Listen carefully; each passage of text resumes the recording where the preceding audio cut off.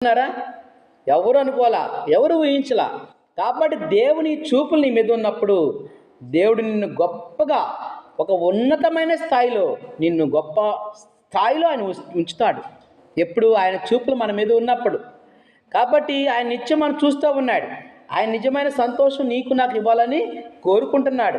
అయితే మనం ఆయన మీద ఆధారపడుతున్నామా? దేవుని మీద ఆధారపడాలి.